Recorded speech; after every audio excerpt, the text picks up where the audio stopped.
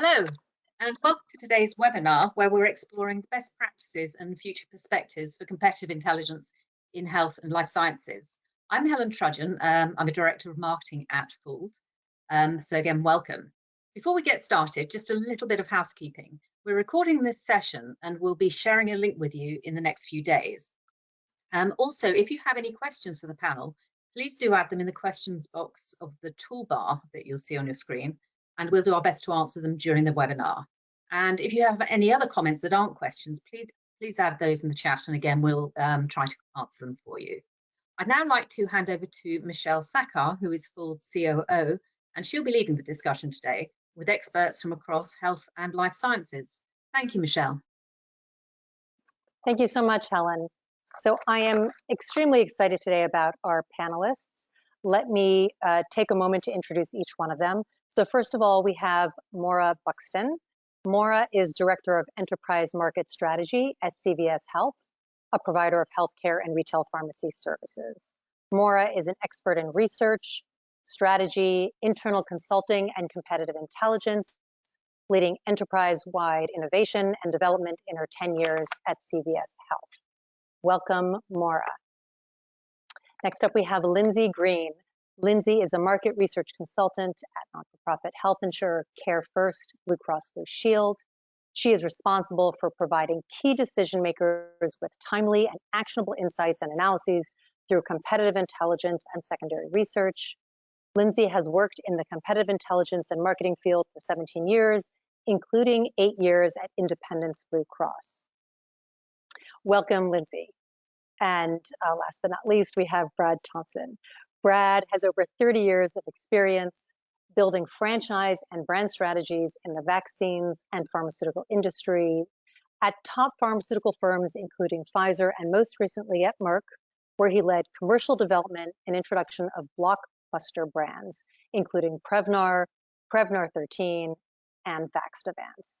Welcome, Brad, and thank you all very much for joining us today as our panelists. So before we get started and asking our panelists some questions, we're actually going to ask our audience a quick survey, considering the topic is about leveraging competitive intelligence within this healthcare and life sciences sector. So I'd like to ask our audience, how effectively does your organization gather and analyze competitive intelligence?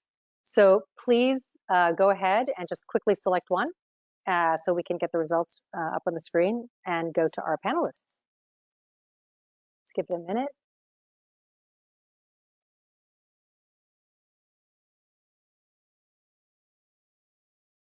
And Helen, you let me know when we can move on if we've got results.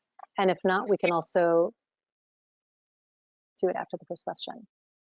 Just a few more seconds. I think we're almost there. Thank you. Perfect. Okay, I'll close it now. Excellent. Thank you so much. So I think what we'll do is we'll wait. If you've got results, please share them, Helen. Oh, very interesting.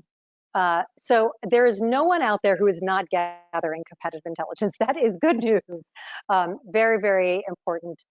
There's a smattering of those who are saying they could do it better. But most are generally satisfied. There's some room for improvement, and there's some who do a fantastic job. So wonderful, great to hear. Please do input your questions as they come up throughout the course of the webinar, and we'll hopefully have a chance to get to one or two at the end. So let me get started and ask our panelists something along the lines of the same question. So I'm going to turn to you, Brad, first. So coming from Merck and Pfizer, how would you say the pharma industry typically uses competitive intelligence?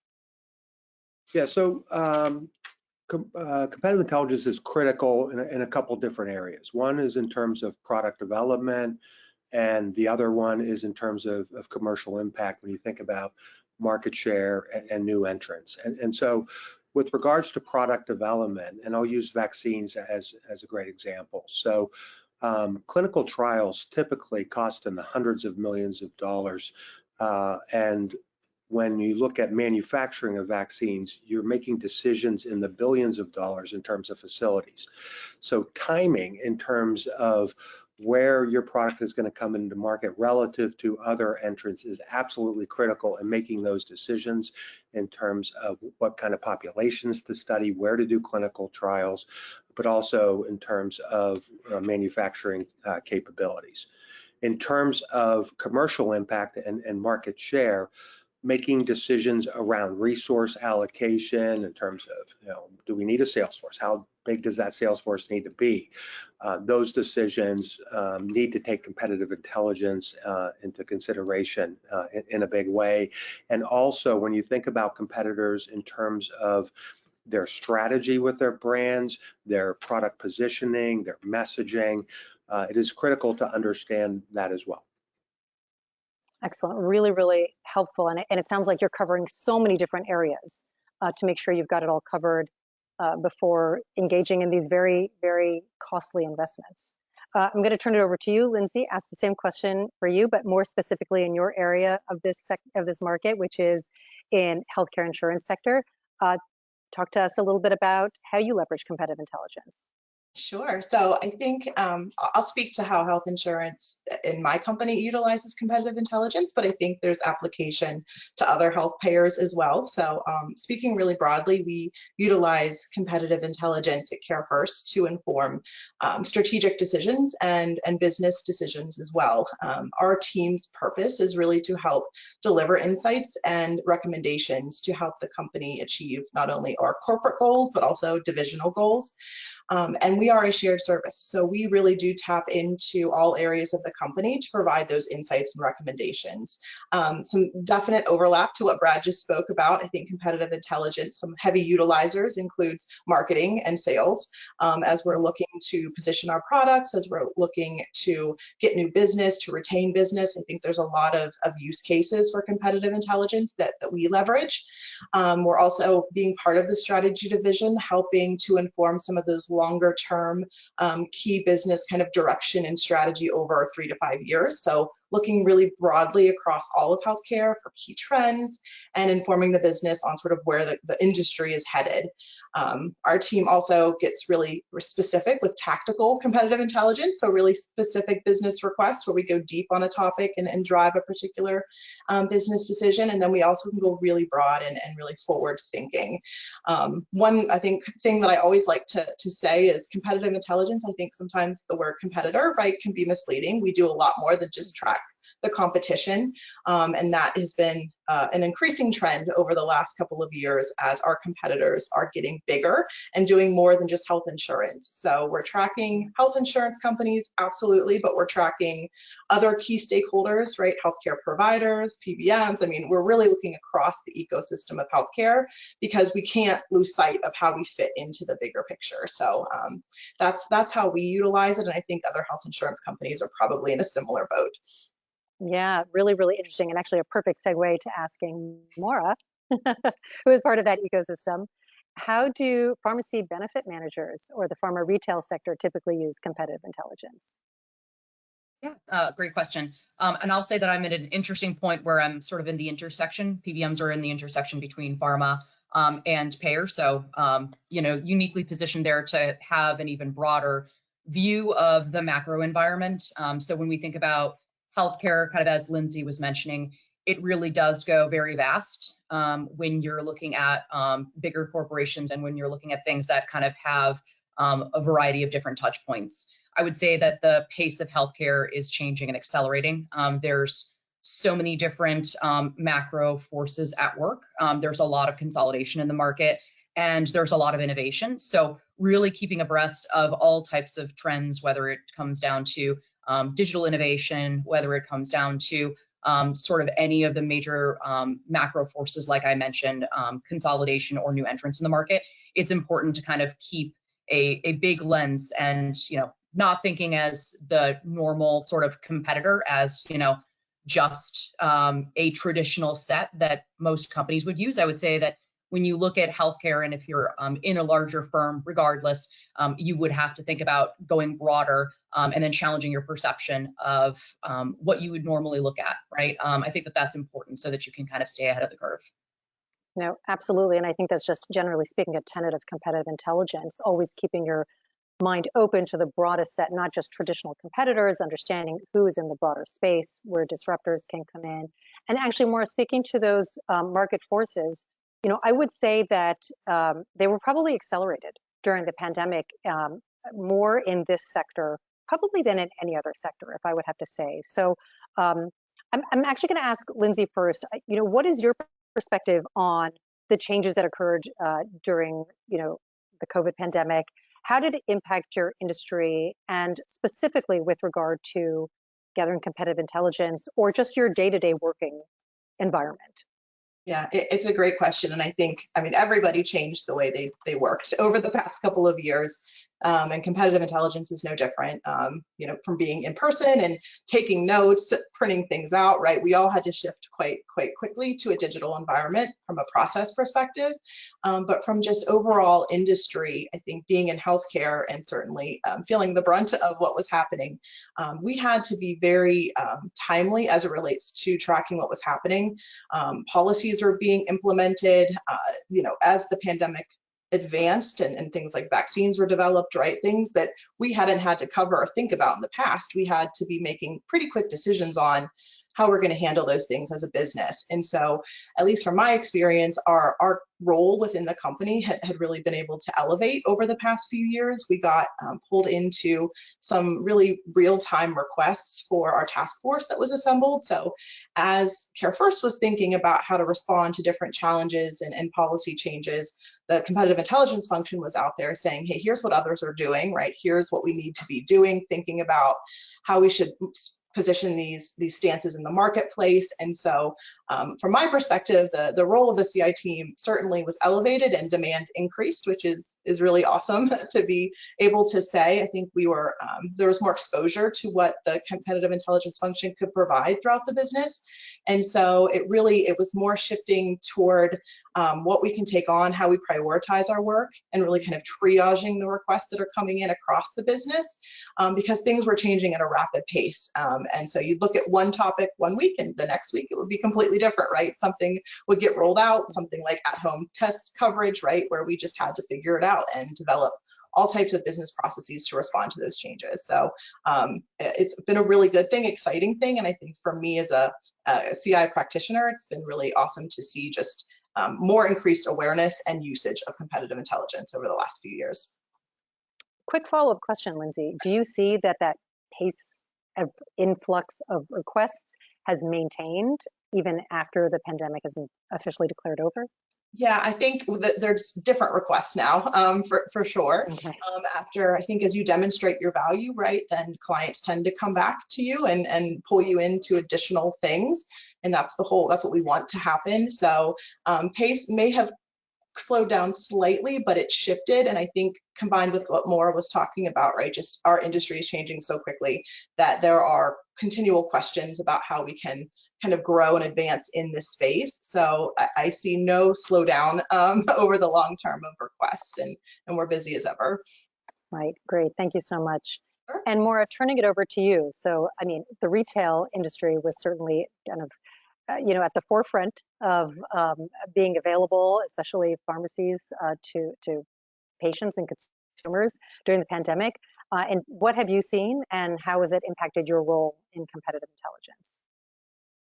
Yeah, I would say that broadly speaking, when thinking about the pandemic, one of the things that I personally thought was the most unique attributes was the fact that it happened at the same point in time that, there was this perfect intersection of money kind of flowing in. So there was a lot of pent up VC demand for putting dollars towards other purposes. There were a lot of tech disruptors that came into the space, just in healthcare generally. I would say, taking outside of course, testing and other things that just everyone is aware of, some of the things that folks may not have looked at this as carefully had seen was just, the importance of mental health, the fact that that was something that was really held up as a new standard bearer of care that needed to be addressed, that there needed to be some type of an address to the mental health crisis that was happening as everybody was at home for that long.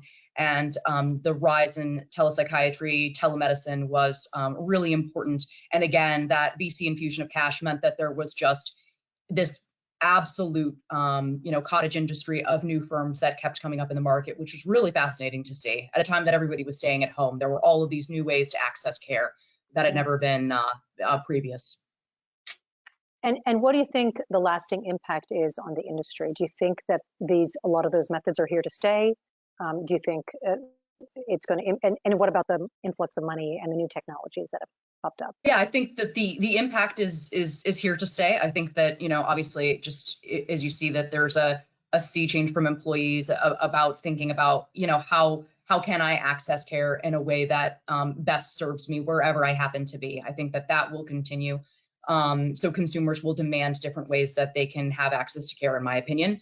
And I also think that just because of the environment that we are in right now in terms of, financial crunch that is sort of hit the market, that there will be more consolidation, that there will be, and there have been some changes with some large companies that were in that telepsychiatry space that have had to either exit the space or just kind of consolidate into other firms.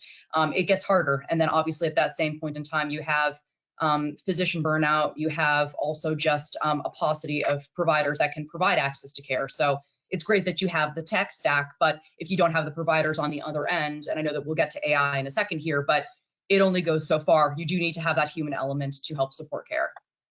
Absolutely. Absolutely. Fascinating perspective. Brad, I'm going to turn to you. I mean, the pharma industry was at the forefront of everything that was happening during the pandemic. What do you see the lasting impact in terms of competitive intelligence and the way the pharma industry was impacted? Yes, it was. And vaccines, obviously, more than anything else. Awareness around vaccines, I believe, among the general population hit an all-time high.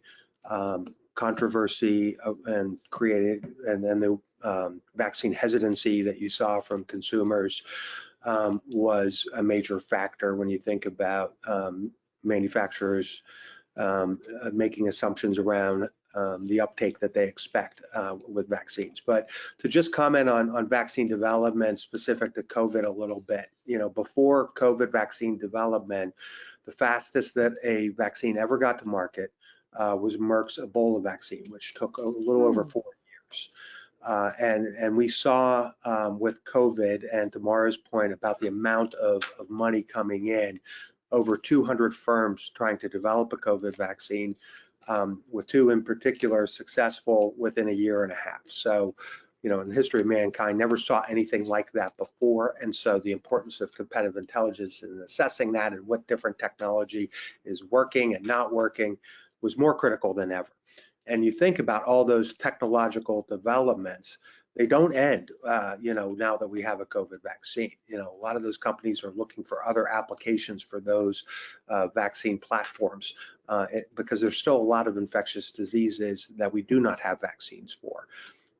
The other comment I will make is, and Lindsay and Mara both alluded to this in terms of the commercial side of marketing vaccines or pharmaceuticals, where access to doctors' offices went away completely, for over a year, and so pharmacies became more important and online tools became more important, and so I think there's moving forward more of a balance between those types of tools. We'll never go back to where the rep is the one that doctors get most of their information from, but it will continue to be an important part. Fascinating. Maura, do you have any thoughts on that, on what Brad just talked about in terms of the rep going away and the critical role of the pharmacy? I think, I think that the critical role of the pharmacy can't be overstated, right? I think that there is still kind of more of an importance there, for sure. So yeah. Great. And actually, I'm going to take this moment there's a question that has come in from the audience. So I'd like to, I'm going to read it, and then please feel free to respond if you've got some thoughts around this. So the question is about competitive intelligence functions within organizations. And so competitive intelligence can at times still be reactive in nature. where business department functions, think of a competitive intelligence as a reaction to a market development. Something's happened. Oh no, how do we handle it? And so they'll come to the competitive intelligence folks to gather and understand and provide some insights. How do you encourage your internal stakeholders to think of competitive intelligence more proactively to avoid being caught off guard rather than as a reaction to a market change? I can start, Sure. Michelle, and we Please, can go Lindsay. from there. I think what we've really strived to do is get pulled into divisions as they're developing their strategy and thinking, again, forward facing. And so certainly that involves a look at current trends, and that's a bit reactionary in and of itself. But you have to, I think, to develop any strategy and identify white space opportunities, you have to say, here's the lay of the land today. And then this is a jumping off point for us to differentiate, to innovate, to really stand out in the market. And so as we work and get our kind of team throughout the company more known, we always establish, like, the earlier you can bring us in, the better. You know, bring us in when you're thinking about your 1 to 3 year plans. And being part of the strategy function, we are kind of just inherently there, so we're able to really inform some of that, those things that we're seeing that maybe the business isn't able to think about as broadly. We're monitoring it, and we're kind of really distilling it throughout the organization through those strategy initiatives and those planning initiatives. So I think for us, that's a good way to be more proactive. But there's always, I think, value in the reactionary CI as well. You can't ignore what's happening in the marketplace, right? And if there's a big merger or acquisition that impacts your market, of course, your leaders and your board of directors are going to want to know about it and what this means. So I always see relevance in both the forward proactive thinking CI function, as well as kind of the here's what's happened and what this means, and distilling that really succinctly for your own organization. Excellent point. Brad or Maura, does anybody have any other thoughts? Yeah, kind of building on what Lindsay said, I think the biggest thing is that CI has a seat at the table. So what I mean by that, if we think about product development teams and the discussions that we have on a monthly basis, just having CI there to understand what the issues are and what the challenges and opportunities are is critical, and gets us all thinking about, wow, we're going to be making decisions that, you know, hundreds of millions of dollars in value. So this information, not only thinking about what we already know, but what we need to know, becomes more critical than ever. And then on the commercial side, in terms of our own strategic development, on how we're going to position our products and messaging, again, having CI at the table as a partner is critical. Terrific. Maura, any thoughts to weigh in, or should we move on? Yeah, I would agree, and kind of dovetailing off of what Lindsay said, it's really incumbent on, you know, a leader in your firm, kind of agnostic of industry, to think about how you can reach different touch points throughout your company to kind of get up to the latest on, you know, what your firm is even doing. You know, you're getting a lot of noise and information outside of the firm, obviously, especially if you're in a strategic function. It's important to always be keeping an eye there, but it's equally important, if not even more important, to make sure that you are staying abreast of what's happening internally, and then making sure that you're also thinking about your stakeholders. Depending on the industry too, the pace of change may vary. And so for some industries, what may seem reactive, you actually have like a longer lead time, because maybe you're heavily legislated so that you know that there's a bill coming down, but you know that you have X amount of time to build a response, versus maybe in a CPG firm when something gets released and all of a sudden it's a scramble and you may not have been aware of it. So I would say that dependent on industry and dependent on what reactive looks like, it's important to just keep the dialogue going on within your firm, and make sure that you have, you know, a key Rolodex of individuals that you can reach out to make sure that you're all staying connected. Excellent, excellent. I've heard a wide variety of responses, but they all from the same thing, right? Having a seat at the table, maintaining that open communication with the various stakeholders, proactively also letting people know what you can do and the value that you can bring, but also just inherently having that value, as you're saying, Maura. So sometimes it's the competitive environment, but even sort of filtering out the noise to understand what, you know, your own company is really doing in your own position, so that you can better understand how you fit in to that competitive environment, is critical. Terrific responses. I think we're going to take a moment and actually pop up another survey here. So Helen, I'm going to ask you to do that and put that on the screen and see what our audience thinks about this particular question. Moving into the future, or the present, I should say, how do you perceive the impact of AI on competitive intelligence? Love to hear your responses on this, from disruptive to evolving. Let us know your thoughts, and then we will speak to the panelists about it. Give it a minute to get everybody to put their response in. Looking forward to seeing the results on this one. Just give it a few more seconds, please.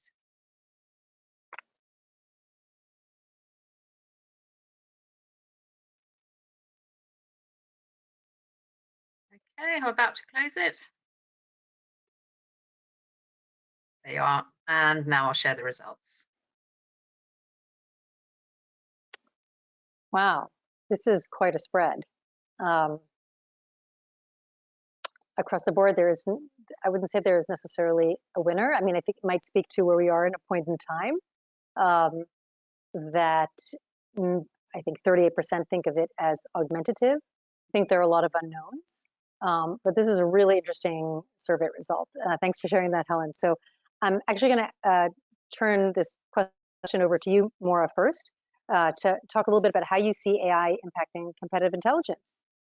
It seems that there are a lot of things that AI can do in terms of potentially collecting and managing what we know, but where do you see the application going? Where do you see the opportunities, and how much AI is good for the competitive intelligence function as your role, but for your clients and your respective companies as well? I think that the most important thing when thinking about AI is just kind of unpacking kind of the different variations. So there's generative AI that people will use to kind of do more task-focused things like create emails, LinkedIn posts, things like that. And there's a lot of value and promise there, just to kind of almost help with like innovation and creativity. I think that that's fantastic. One of the things that people have been able to see has happened over time as they poke around in the tool, they use the different things that have been released to the market, is the fact that AI is still hallucinating, and trying to ask a question to get an answer is going to put anyone into a position to start to trust that one answer without having to dig through search results. There's value, even though it is labor intensive, of going through Google and looking for the most trusted source that you can vet, that you can identify as this feels right. I've gone here before. I can see the citations. There is a risk, I think, in general, outside of competitive intelligence or strategy or any other function, of going to one single source to provide one unique answer, because you're also trusting that people will not do the homework of filtering and asking more clarifying questions of the AI that they happen to be using to get to that data source. Instead of just saying, here it is, I can use this. This is the definitive answer, and there is only one answer, and they're not going to have an ability to kind of scroll through and paginate all of the results. So I think that it's really going to be just AI in general, and my perspective of this is that it is going to be, and it has already proven to be, absolutely taking the world by storm, that it is going to fundamentally alter, I think, the way that just we engage. The fact that it shows so much promise is absolutely incredible. But the only thing that I would say is like using it as a source of information rather than the generative purposes that a lot of people are using it to help with, process improvements in their own day-to-day. I think that there could be a risk there. And asking clarifying questions, if they do use AI, would be incumbent on the user. So I would agree with the 38% that said that is complementary, because you still need to do the heavy lifting of, at least if you're going to use the tool, continue to probe, and then you'll probably still have to fact check until they have released a version where they know that there are no hallucinations. And given the way that AI is structured, I don't know that we'll ever get there. Even that as they continue to get more data in and data out, you still may need to continue to ask, is this real? Or is this something that was, created in whole cloth? Which I think to me is fascinating, but also as, a practitioner and someone that is, truth seeking, you need to ask the question and you need to do that work yourself. Absolutely. And I love the way you split it up into the different types of AI. So even, for example, today's New York Times, there's an article on the generative AI aspect of it and how it's actually being used by doctors to type up their notes, which is typically a very time-consuming activity that they have to do at the end of the day. They spend a couple hours typing up their patient notes after visiting, I don't know, 40-some patients or whatever it is a day. And that generative AI can actually be very helpful for those specific tasks. So, but on the other side, you're right, you're a truth seeker. Discipline is very important. Understanding the source is key. So the flip side is actually is something to certainly be cautious about, and promising, but using caution. That's terrific. Brad, I'm going to turn to you to see what your thoughts are on AI and the use in competitive intelligence. First thought is that I'm definitely going to use Mara's phrase that AI is still hallucinating in the future, because I think that is an accurate depiction of where we are right now. And that is probably my biggest concern, is the plethora of misinformation that is capable because of AI. And again, those big decisions, those hundreds of millions of dollar decisions on clinical trials and billion-dollar decisions on manufacturing facilities, having accuracy in terms of CI is absolutely critical. So that's my biggest concern. On the other hand, the real opportunity I see with it is for us to get much more accurate in terms of assessing timing of competitors bringing products to market based on all of the information that is available on the past. And so simulating and modeling that out, yes, it is done now, but it is still somewhat human in terms of, well, yeah, normally it takes us 12 months to do this, but if they put enough behind it, maybe they could do it in 8 months. We can look at that much more scientifically than we do now. And so that's where I think AI can really help us in terms of accuracy around some of our big assumptions. Great, super, very, very, very helpful. Lindsay, what are your thoughts? Do you kind of agree with the thread, the way this is going?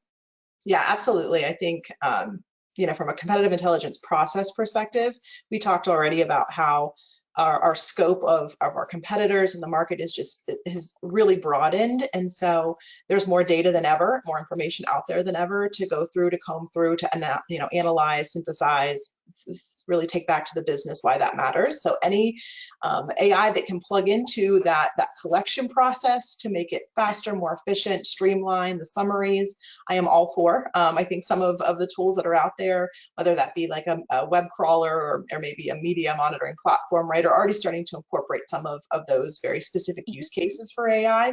And I think we'll have a lot of value in terms of making our job a little bit easier, because there is so much data out there. From a broader kind of health insurance perspective, I think too, there's applications for some generative AI that, Michelle, you mentioned the New York Times article, right? There's tons of pilots happening with very specific processes along the health insurance journey, things like claims processing, prior authorization, very health insurance specific things that have to happen day to day to have our business. But I think where AI can really plug in is back to that automation, that efficiency.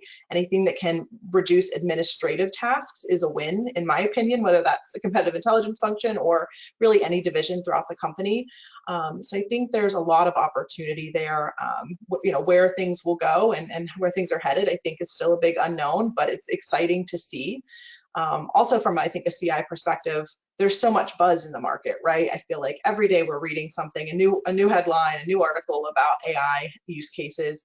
And so there's a lot of interest from our internal business areas kind of asking, like, well, what should we be doing? What should we be thinking about? And so from a CI team perspective, I'm getting pulled in a lot more to, keep better tabs on who are the players in the AI field as it relates to healthcare. How are healthcare, established companies like EHR vendors, plugging AI into their technologies, and what are the downstream impacts for health insurers? So back to the kind of takeaway around more questions, more CI uses than ever before. I think AI is a clear example of that there's just a lot to track.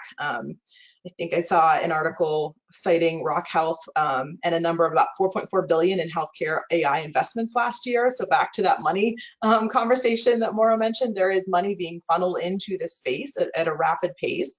And that means more companies to track, more things to monitor, right? Who are those companies that are doing it well? And who should we as a business be thinking about partnering, piloting, investing in? It continues to grow, sort of what it is we're looking at and how we're approaching our work. Wow, I hadn't thought about any of those aspects, sort of like that kind of vertical integration, essentially understanding that aspect of it. So I think we could probably have our next webinar on this topic alone. There's a lot to cover here. Let's keep that in our back pockets for the next time, unless additional questions come up from the audience on that. That is fascinating. So I'm just keeping track of the time, and I think what I'd like to do for now is actually put my final question out to all of you, and then potentially we can open it up afterwards to any other questions that might come in or any open dialogue between all of the panelists. So this is really kind of about, looking to the future, as if we haven't already been doing that. But when you're thinking about the future of competitive intelligence in general in your sector, or Maura, you broadened it out earlier, so that's fine as well. What do you see impacting competitive intelligence, its use, the tools that you will use for it, and its impact and influence within your organizations? I'm going to start with Brad. Thanks, Michelle. So the first thing that comes to mind is around more accurate forecasting. That is such a critical part for the previous reasons that I mentioned, and CI will always be, the biggest part of accurate forecasting.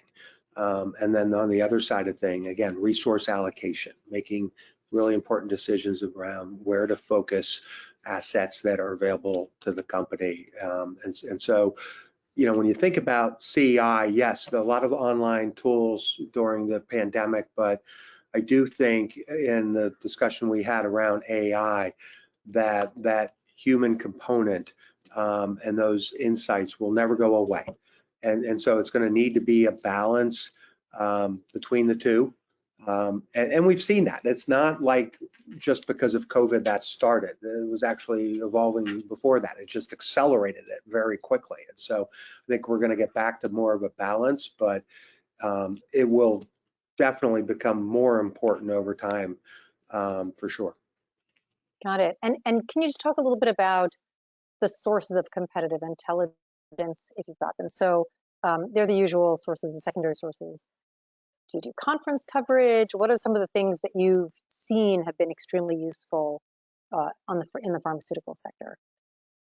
Yeah, the context is critical, right? And so what I mean by that is not just the data in terms of, okay, competitor X is in phase 3 clinical trials and they're studying it here, but really trying to understand their strategy more. And that's where bringing in thought leaders that, Congresses will continue to be a really important part of getting that information. Advisory boards where you're actually able to have those qualitative discussions will never go away.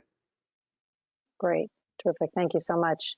Lindsay, what are your thoughts on the future of competitive intelligence? Yeah, so I've been doing this for a long time, and I'm optimistic that CI as a profession will continue to grow. And I think part of it is just getting that seat at the table and keeping the seat at the table, and demonstrating the value over and over. And so I think as our scope expands, it's really crucial that we find new and different ways to be able to do more, sometimes with less. I think being able to find partners outside of your core business area that can kind of plug in and help support overflow is something that is a model that we've been experimenting with, and I think can be helpful for other CI functions. I think in general, CI tends to be, it can move around within an organization quite a bit. Sometimes, you know, it's just, there's always that incumbent of us to prove what we're doing. I also think there's more opportunity as a whole to kind of show how we can add value. I think ROI and kind of demonstrating things like, here's how CI plugged in to make this decision, this product launch, make this customer acquisition successful, right? Doing more of that type of work will only further, you know, go to show how CI can be leveraged. But certainly there's no shortage of changes in the industry. I think there, as I mentioned a couple times, right, just more information than ever. And so the role of the CI team, the CI practitioners, to really make sense of that, to cut out the noise, and then also have the sense of your own organization's goals and objectives and layer that into the information that you're seeing. That's that human element that we keep coming back to, right? That I don't think is going to go away. You have to be able to look very narrow and know the people you're working with in your business, but you also need to look broad and then say what really does stand out. And so I see that continuing for sure. Yeah, no, I think that's great. And because you're within the strategy division, I think you always keep that in mind, you yourself, Lindsay, in your group. And can you talk a little bit about mentioning about proving your value and ROI and communicating your value to others? What does that actually mean in practice? Are you networking throughout your organization? Are you setting up meetings? Have you hosted kind of some, you know, almost like a demonstration of value? Have you ever put together some internal webinars yourself? Like, what does that actually mean? All of the above, Michelle. I think there's having your elevator pitch ready. There's having kind of roadshow, you know, conversations, getting invited to staff meetings. Really, you have to be driven to get the word out and be willing to show exactly what it is you do, whether that's a report, whether that's a web portal, you know, whatever it is that you're providing. You really have to be up in front and be clear about what it is that you're doing. I think another thing is collecting feedback, right, is so crucial to what it is that we do. So so many times you'll send something off and then maybe it's crickets, or a couple months later you hear, oh, there was a decision made. So really we're always striving for ways to get that information back from our clients. How exactly was it utilized, right? Did it inform a business decision? If so, what? You know, even if the answer was we decided not to do that, right? That's still a result of competitive intelligence. And so being really intentional about asking those questions, collecting that information so that you're able to really show in meaningful ways how you were plugged in. Great, terrific. Maura, over to you. Your thoughts on the future of competitive intelligence. Yeah, I think in the future, there is a lot of like future shock with people being concerned about, you know, AI or, you know, some level of automation kind of taking the place of roles, or just, you know, how do you strike that balance? I could see that there are firms that think, and as obviously more information becomes available, as, you know, new technology takes hold, that there could be companies or vendors that come up and say that we can figure everything out for you. We have all of these different data feeds. Like, this is it. This is all that you need. We've taken out the human element. Here's all of the information. And so I could see firms deciding, yeah, this is a click a button. It's a quick paid model. It's a subscription focus. Like, this makes sense. Like, I could see that happening maybe in other industries. I could see there be companies saying that, why not this, right? We've already seen some, you know, it is healthcare adjacent, but a company that had therapists that went on strike, and they decided to use, you know, an AI chatbot to take that place, just to see, right? Just to kind of take the training wheels off and see what could happen. Narrator, it didn't work. But, you know, when thinking about this broadly, I would say that there is a hidden element to getting information that doesn't come from websites. It doesn't come from AI. It doesn't come from other things. It comes from people talking. It comes from conversations that happen. It comes through actually trying to pull pieces together, or somebody happened to be in some type of meeting, or they happen to attend some seminar or watch a webinar or something else. So, you know, you have to think about data and information in the broadest sense possible when you're in kind of a CI or strategic role, or something that requires a lot of information and data gathering. And I can't overstate how important it is to think beyond what is on your laptop or you're getting data feeds from. There's a lot of value that comes from dialogues with people from the networking component that, you know, automation won't be able to fix because it just doesn't exist in that type of an environment. That's fascinating, and couldn't agree more. Do you typically find that you play that role of having that dialogue? Do you ever talk to outside folks to help you with that?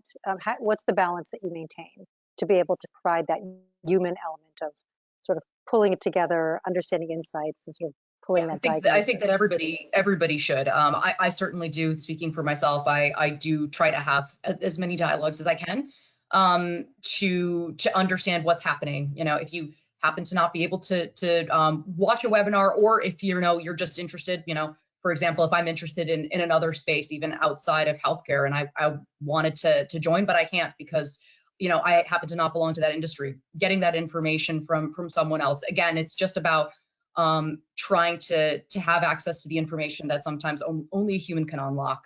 And, you know, again, when we're thinking in the future, there could be a risk for companies in various industries to say, this is the quick fix, this is the answer, this is how much it could save, this is what it could look like.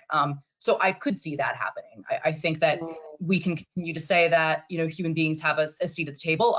Everybody in every industry is going to say that. But I would say that I could see that there is, you know, a really rich allure in, well, a computer can do it better and can pull all of this information together, and new vendors can come up that can say those things. That's just what I see. But I still obviously believe in the richness of human dialogue and connectivity, networking, having conversations, and, you know, the natural human inspiration that comes from looking for, you know, idiosyncratic information and pulling that together into an insight that, you know, a machine can't do yet. Yeah. Yes, so well put, Maura. I couldn't agree more. I'll just open it up in case Brad or Lindsay want to comment on that, because I think that's a really great way to end before we go to any questions that we have from the audience. So Brad or Lindsay, do you have any thoughts on the criticality of the human perspective being able to unlock those insights and that value?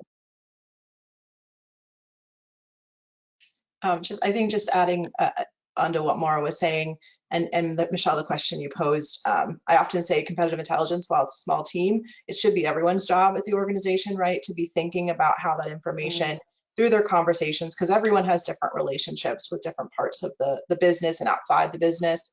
And so it's all about fostering kind of the culture of information sharing and letting others know that it's not just one team's role to know everything that's happening, right, in those conversations. I think we play a key role in establishing that culture and really kind of promoting it. But for competitive intelligence to really do well within an organization, I think it has to be from the ground up, and a lot of folks have to be bought into it. So again, back to our role of just showing what we do, how we do it, and really encouraging others to be able to share the insights that they're hearing from their relationships and conversations, making it easier for them to share back those data points is a big part of what we try to do as well.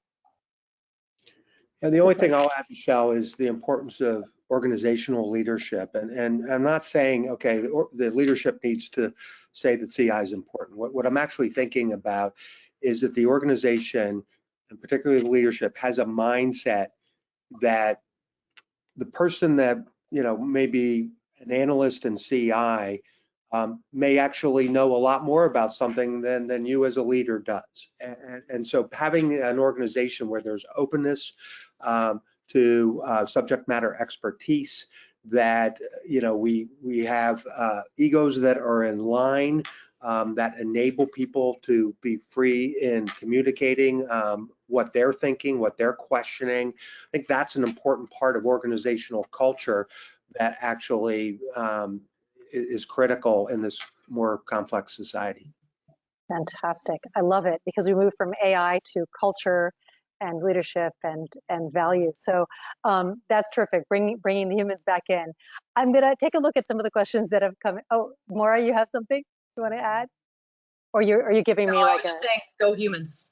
Go humans. Preach. Okay. Great. Let me look at a couple of these questions that have come in. And actually, this is actually an interesting one based on our last discussion here, which is for each of the sort of specific areas of the sectors that you're in, pharma, payer, pharmacy, which business function is competitive intelligence best placed to be sitting in? Some examples might be marketing or strategy or product development. Should it be within one of those areas? Should it be standalone? What are your thoughts? I could I'm not going to name a single person. Please go ahead. I could answer that. It can kind of sit across different areas. I've seen CI and companies that I've worked at before sit directly under strategy so that they can handle more of corp strategy, obviously look at macro forces, but just kind of, a beeline directly into the C-suite and then kind of take their directive there. And so they're focused on M&A activity. There's a lot more of a stringent focus there. So that can certainly happen in firms. It can also happen that there is a need for product. So depending on your industry, your firm's need, depending on how many products that are being built, to Brad's point, the dollars that are being spent on the solutions that are being built, it may make sense to have a CI vertical that is directly in product because of the volume of need that is there. Sales, of course, can't be overstated. If you're looking at big deal volume or high cost sales, it makes a lot of sense there. And of course, I can't overstate like the human element that exists there when you have to have dialogues with sales in the field to kind of understand and kind of piece things together. And then maybe I would say like lesser so in marketing, but probably in more of a supportive realm also, and probably a shared resource with product and then maybe even sales. But I would say that the big things for me, and again, it's industry dependent, would probably be within the corporate suite. You see that a lot, and kind of like, again, that direct line into corporate or product, depending on the complexity of the industry and the need. No, that's great. And do you see in those particular areas where competitive intelligence is actually housed within corporate, do you see it as a support function? Do you have a seat at the table? Are you also understanding strategies and key needs, or are you sort of tasked with specific projects that are coming your way? Yeah, they would definitely be project focused. They would be looking at M&A activity. They would be looking at things that sort of, go beyond the bounds of, let me kind of take a look at what's happening and what the latest and greatest is that's happening in, out in the market, and really being directly glued in and plugged into blue chip activity that are happening from the corporate leaders. So it could even sort of be, a major and minor kind of effect. Like your major is looking at, M&A and, large strategic products. And then your minor would be in more of the competitive intelligence sort of function, because you can't put a context about like a blue chip initiative that the C-suite is trying to launch, and they're trying to go in front of the investment community for Q2 earnings and talk about something without knowing what is happening in the market and how this is going to land with the investors and with the broader market. So I would say that you could see more of that. I would see in product that it would be, again, very, very like nuts and bolts potentially, really kind of understanding like all of the attributes that you can around how solutions are being built by competitors. And I would say that there would be more almost of a pure play CI in that lens. And so I think that all of these work are still fall under like support broadly. I think that there may be some roles that have like a CI component that are revenue driving, but I would say that all of these things, are trying to be purpose built so that they can support the growth and health of a firm and an organization, support retention of clients, support product development, support sales and everything else. But I see that all of these are still are still sort of more of that support. Right. Regardless, again, of where they sit. Perfect. Brad, I'm going to ask you, you've been at a few different pharmaceutical companies, including a couple of big ones that we all know very well, Merck and Pfizer. How has the CI function fit in there? Is it similar, would you say, in major pharmaceutical firms in terms of where it's housed, how it's used, or do you see key differences? I do see key differences. In one organization, it sat within R&D, and another, it was totally commercial driven. As long as the organization has broken down the silos, I don't think it really matters. When I learned the organization I went to had it in R&D, of course, being a commercial person, I thought, gee, how are they going to really be able to help me? They were actually more helpful than the previous organization where it sat in commercial. So I don't know that that really matters as much. I think what is most important are what are the key questions? What is it that we're trying to solve for with CI? And so when we think about life cycle of a brand, is it product development? So obviously the questions are going to be more scientifically R&D based. Is it more around organizational strategy or brand strategy, and then thinking about operational. If it's a asset that is far along in the life cycle, and there's nothing really new happening there, it's a market share fight, right? And so having a commercial focus in terms of how resources are being allocated are critical. So I think it really comes down to what you're trying to solve for with CI. Terrific, great response. Lindsay, I know you mentioned that you're within strategy. Can you talk a little bit about your experiences where, if you see that to be valuable, maybe some differences between this and your previous organization, and what are your thoughts about where it's best positioned to be housed? Or I think Maura and Brad both made really excellent points about it's not so much where it's housed, but kind of what's around it and the support and the culture that exists. But yeah, we've been situated in strategy in a couple of organizations that I've been part of. We also were previously in marketing. And so I think I've seen CI be bounced around a little bit within organizations. I think that's a bit typical as you try to find the right home. But I think strategy makes a lot of sense, especially to see some of those key initiatives and from a prioritization perspective. I've also been, in marketing, and we've been very aligned with product and with sales. So just hearing again, same echoes, different part of the business, but within the payer space, I think those are pretty common homes for CI. For me, what I found most valuable is being combined with the market research function, so that when we're talking about insights broadly, we're not just talking about secondary sources, external market developments, but we're combining that with what we know of our consumers in our marketplace, what they're actually saying, what they want. And so how we can leverage all of that information together to paint a full picture of what's happening is where I think has been really successful, in my opinion, is combining insights into one function, whether that lives in strategy, whether that lives in marketing. But I think having all of those information sources together and collaborating can be really kind of set apart the function and the value that you bring. That's very interesting. I haven't seen that typically. Oftentimes they're still very distinct groups and roles, market research or / insights, and then competitive intelligence. But it's interesting. How long have you been together, sort of under the same roof, I would say? And what was the inspiration, do you think, to bring it all together originally? I mean, I think it's funny, both companies I worked at, they were separate and then they got combined. So I've had experience with being very closely partnered with market research throughout my career. I think the inspiration is just, if we're trying to drive business decisions, we don't want to just say, here's what the competition is doing.